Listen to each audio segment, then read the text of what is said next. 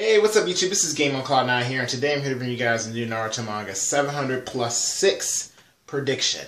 Now, there actually was a 700 plus 4 and plus 5 prediction, but because my tablet wants to act stupid and not let me upload videos that are above 15 minutes onto YouTube, which is really weird because I thought that ended like a couple years ago on YouTube, because I know at one point YouTube did have certain limits where you couldn't upload certain videos, but last I checked, there was no more limits like that, so don't know why my tablet won't let me do it. I would do it on my computer if my computer was working right, but my computer doesn't work anymore, really. So that's why I'm in the process of building a new computer right now, which will probably be up and running within the next month. A lot of you guys probably know this if you've watched some of the Bowdown videos last summer, where basically I'm just complaining about how crappy my computer is because half the time it's overheating or having issues. So eventually, or not eventually, because I actually do have the parts, I'm moving on up. But, two more things I have to mention before I jump in this prediction. The first thing, if you know about the Shonen Knights, the Shonen Knights have, they're basically a collab group that does anime videos, discussions, anime rap battles. I'm sure you guys probably know who Bushido Spirit is, Supreme Guru, those guys. They've done all things across the board. You guys probably know, if you've kept up with my channel for a while, who they are. But basically their collab channel got taken down, and they have a new collab channel. And I definitely think it would be a darn shame if they don't, I guess, get the support that they originally had, since they worked so hard to make it to the point that they have. So I definitely recommend that you guys go ahead and subscribe to their new channel. And if you actually haven't checked out their work before or checked out anything they put up, I definitely recommend checking it out. They're really good. The videos are funny, interesting. You won't be bored when you check them out. If you like something that's a little lengthy, they have plenty of videos for that too. So, make sure you check them out and subscribe to them. And last thing, that would definitely be check out and like the Shining Otaku fan page. I have to say thank you to the 200 likes that we have recently got on the page. So for all of you guys that have liked the page, thank you a lot. Thank you for your continued support. We're getting ready to do a Kickstarter soon for a really big project for Shining Otaku, so you make sure you want to be a part of that. Trust me, it's something that all of you guys will like, and it's something that will make everything a community. But yeah, make sure you like that page, the Guys of Life page for my manga. Now let's move forward. On to the Naruto chapter. Let's give this little synopsis real quick. So, all I have to say is, from the past two chapters, Sasuke just seems like freaking Jing. I'm just gotta say that. Jing straight up. And the reason why I said it is because they're actually worse than Jing. That's actually what the last prediction was about. Because I was like, okay, you encounter this little girl for the first time, and your first reaction is to pull your sword and try to stab her. Now, granted, everybody had the defense. Sasuke obviously, didn't know who Sarada was. He was paranoid about facing that Uchiha that he had faced earlier. But at the same time, I'm like, okay, Sasuke, you're like the most powerful dude in the world other than Naruto. Like, what do you have to be paranoid about at this point? Or at least like some average opponent that you clearly can outclass, and you actually showed in that fight. But of course Sasuke's paranoid. He goes and tries to attack Sarada, and then he quickly realizes in this chapter that it is Sarada. So at the very least, we know that Sasuke knows who his freaking daughter is, or he at least knows her name. And then he reaches out, but then he kind of withdraws. So Sasuke's like maybe I shouldn't try to be too close to her right now, or something like that. So we don't know Sasuke's entire mental state throughout this chapter, but there's a couple instances where you can kind of try to figure it out. Right after that, you have Naruto come in. Sasuke basically is like, Naruto, what's the meaning of this? Why you have these kids here? Which I have a few things to say about that later, but Naruto basically says, well, I didn't really bring them along, and then anyway, Sarada tries to ask Sasuke a question. Sasuke basically is like, what is it? Go ahead, ask me whatever it is. And she basically asks, like, is my mom my real mom?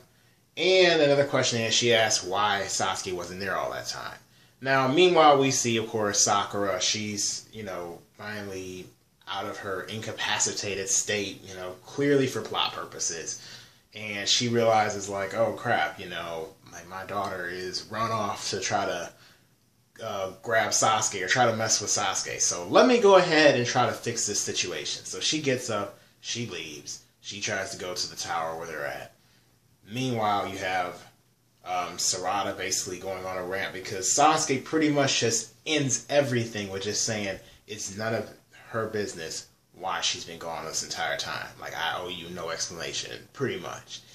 And we get a little flashback through Naruto.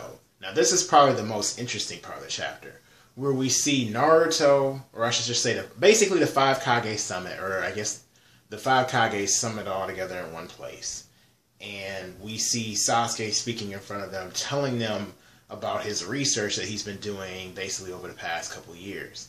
And what that is that he's found remnants of Kaguya. Now, he's trying to search, make sure that, I guess, Kaguya is not coming back or anything like that, but he actually found out that the White Zetsus were connected to a ninja in an earlier period. Somebody that, I guess, that he feels may actually be a bigger threat than Kaguya, which kind of connects with the theory that I know a lot of people wondered about with Kaguya before the series actually ended, why she was building an army. Well, it could have been the fact that maybe she was building an army to take on this threat. It could have been that maybe this threat had an army to try to take on her. Who knows? But whoever this figure is, Sasuke feels is that they're a bigger threat than Kaguya herself. Of course, Sakura, she's like in complete shock about that. Naruto, he's pretty much wants to help Sasuke find out more about this, but he's like, no, you're Hokage. You need to stay in the village and protect it. I know Naruto at that moment had to be like kicking his feet, like, you know what? I may be Hokage, but I kind of wanted to get involved in on this, but okay. Anyway, you have Naruto, or you have, of course, that's basically why Sasuke's been gone for all this entire time.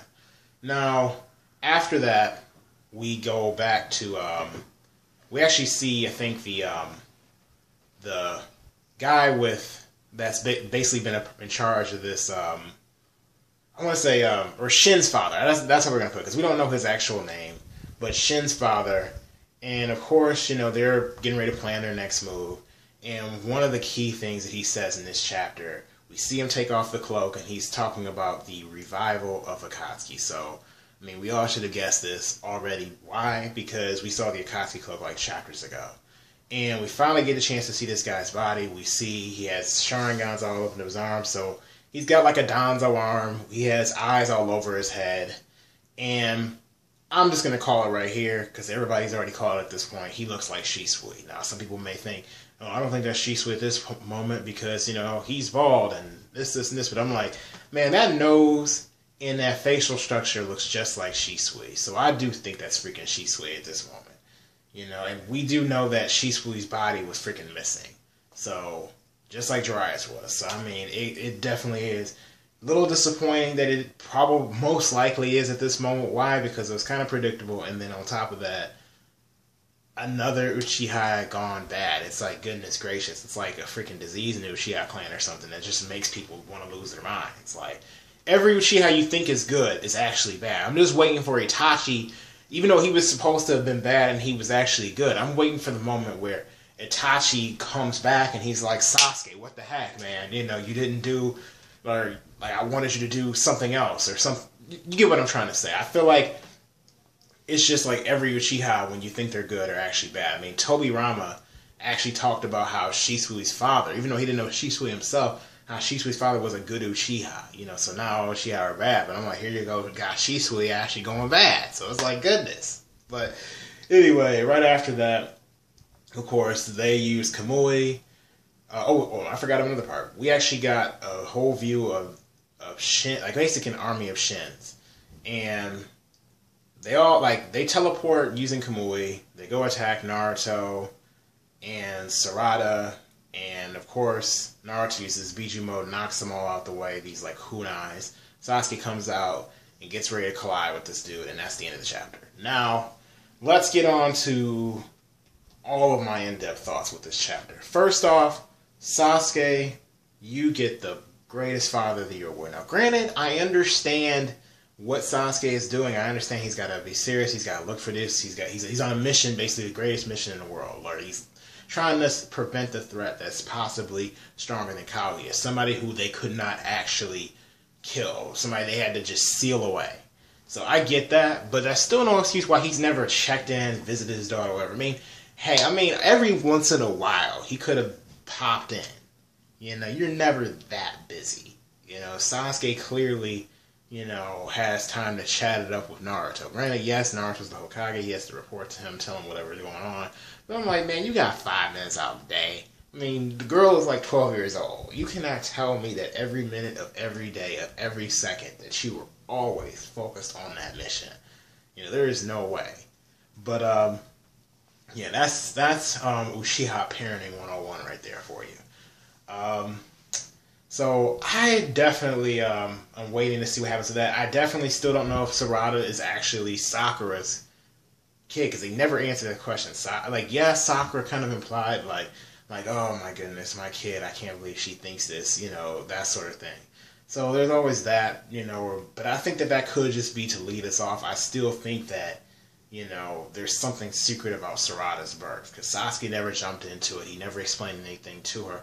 For all we know, maybe somehow, you know, she's supposed to be some kind of reincarnation of Kaguya in some type of way. I mean, I know I'm throwing something weird out there, but hey, I mean, we never know. Maybe Kaguya planted some sort of seed somewhere or whatever, left something on Naruto or Sasuke, so when they returned, you know, or implanted some kind of baby in freaking Sakura. I don't know. I know I'm coming out with the weirdest theories, but I'm just saying that they made Sarada's birth sound really strange in the sense that it's secret. We don't know about it.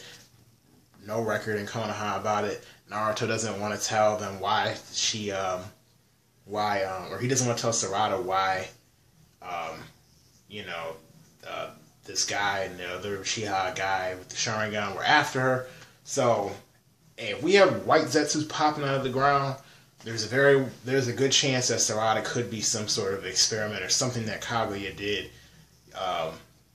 to maybe Sakura or somebody in order to, you know, like maybe something that we didn't actually outwardly see, but was done in order to make Sarada a product of Kaguya or something. So who knows? But what's another thing that I want to discuss? I would definitely say the revival of Akatsuki, to me, a little stale, but I'm interested in seeing where it goes. I'm like, it's obvious somebody got into that lab full of Sharingans. I mean, you know, that's the only reason why this dude has all those eyes all over his body. So I don't know. I know they're not going to be able to really do much next chapter again, or I should say, this guy's not going to be able to do much. So I definitely think in next chapter, he's probably going to flee away. He's probably going to, you know, or they're probably going to have a little cross. He's going to use some sort of technique that throws Naruto and Sasuke off guard to see this guy as an even bigger threat. But it's not going to be a long, drawn-out battle. Sakura definitely will appear in next chapter. Why? Because it's got to be the reunion of Team 7 after all these years, that sort of thing. You got to get that kind of feel. So probably in the middle of the next chapter. And then the guy's going to probably flee, but he's going to say something very big that's going to lead us into next chapter, the following chapter. So that's pretty much, in short, what my prediction is on that. As far as my rating, I'm going to give this Jonin chapter. It was very interesting. And I'm looking forward to seeing who the next threat is actually going to be, whoever that is, if it's from an alien world or whatever. But, yeah, that's my thoughts on this week's chapter. Hope you guys enjoyed this video. Please don't forget to rate this video, check out the Shonen Knights channel, subscribe, as well as like my my fan page for Shining Otaku, as well as the Gods of Light fan page. So anyway, see you guys later and have a nice day.